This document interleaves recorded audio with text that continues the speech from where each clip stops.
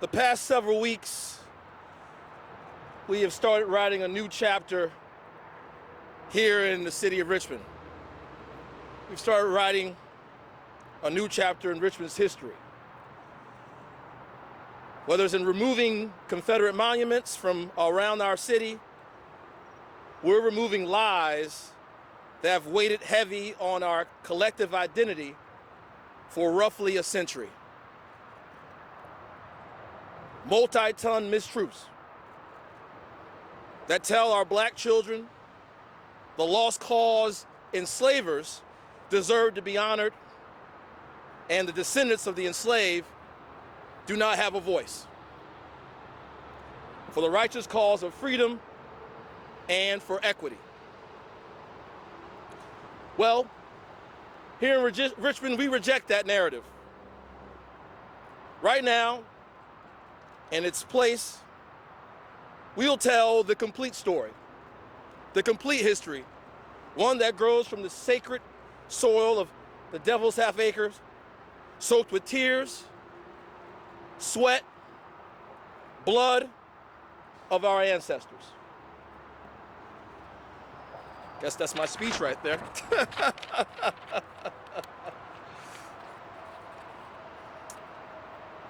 Today, I'm surrounded by members of the Shockoe Alliance. They have dedicated the past 2 years to transforming the space where we stand here today to more effectively commemorate the atrocities and the triumphs that happened on this ground and build opportunities of equity within the future of this area. And many people have long been dedicated to doing this work. People such as Delegate Dolores McQuinn, and those a part of the Slave Trail Commission. Anna Edwards of Sacred Ground Historical Reclamation Project. City Councilwoman and City Council President Cynthia Newbill, and the rest of the members of the Shockoe Alliance.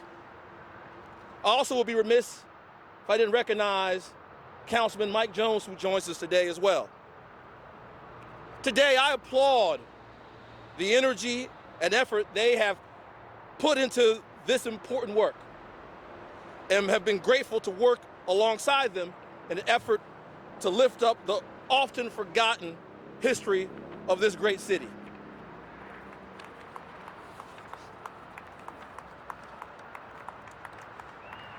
So do not forget, Black lives built this city. Black lives have defined much of Richmond's history. They matter, and their story of Black lives should span our entire skyline, our entire landscape, and our textbooks accordingly. Our shared priority is embracing and telling the full truth about the history of this great city, centralizing the turmoil, the resistance, resilience, and triumphs of Black Richmond, and not just starting at the insidious point of enslavement, but acknowledging that our deep and rich history started way before the kingdom and queendoms of the continent of Africa, on the continent of Africa.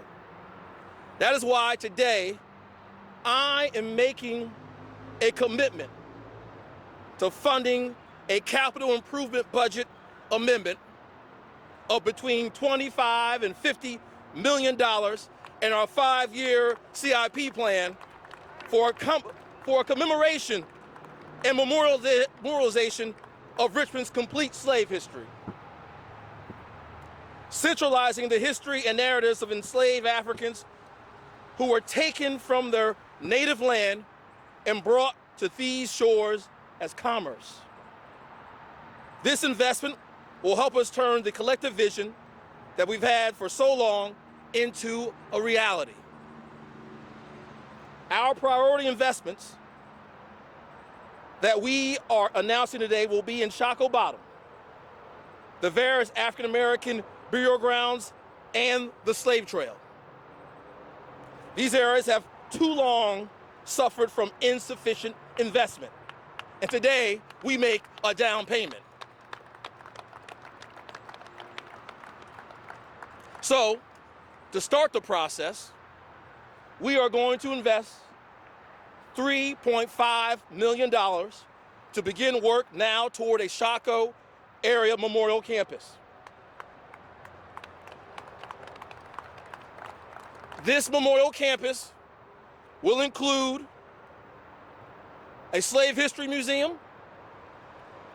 The fund will come, yes. The fund will come from surplus funds paid into court from city tax sales. I'm confident that we can and we will make this project happen in an innovative, inclusive, and collaborative way.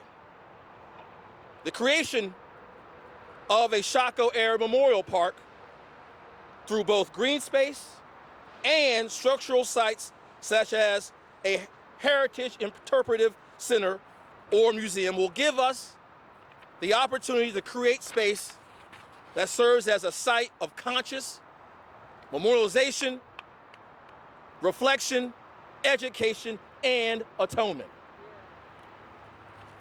Such a space would encompass the sacred African ancestral burial ground, the Lumpkins Jail Devil's Half Acre site, and the 2 blocks east of the railroad tracks that contain significant historical sites with future archaeological potential.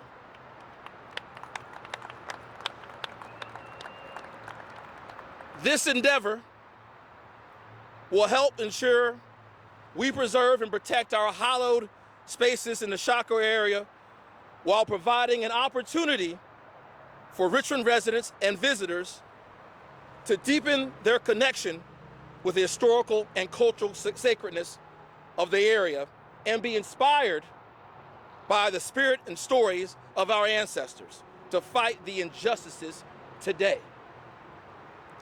Those injustices are being felt around the globe, around the nation, state, and yes, right here in the city of Richmond. For decades, centuries, even we have been tackling inequities in every facet of society, including housing, education, health, wealth building, policing, and other areas.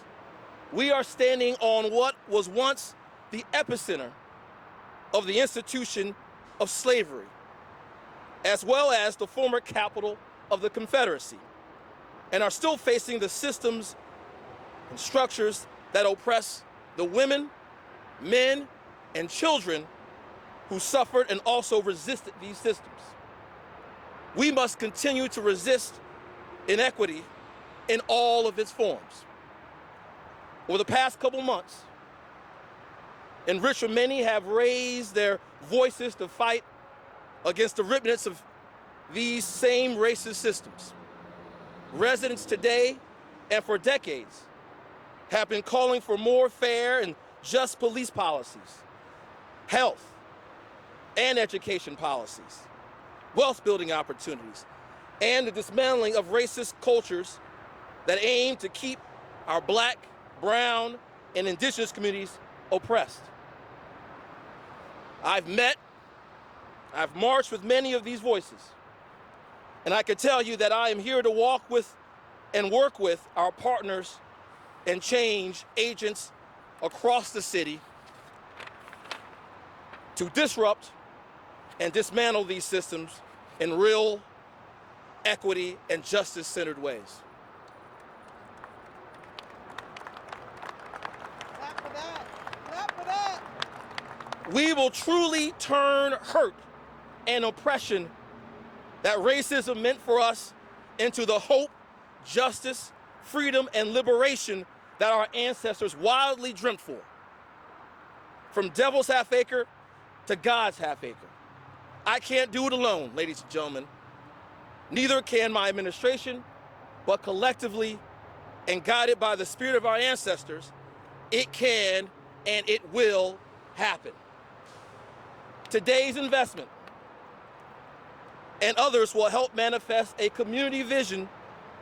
It will empower Richmond's celebrated storytellers as we plan to work with Richmond's creative community to uplift the spirit of strength, resistance, and resilience of our narrative, centering our local Black and indigenous artists and creatives. Yes. I believe this will turn conversation into creation. In this city, we care about our history. We care about our history. We are our history, no matter how painful that may be for some of us to confront. And we are committed to telling the whole entire story.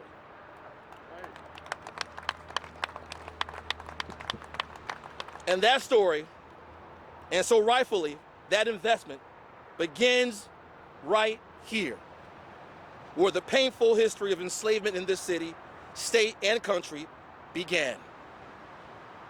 On the ground of Shockoe, and in the honor of our ancestors. Ladies and gentlemen, thank you.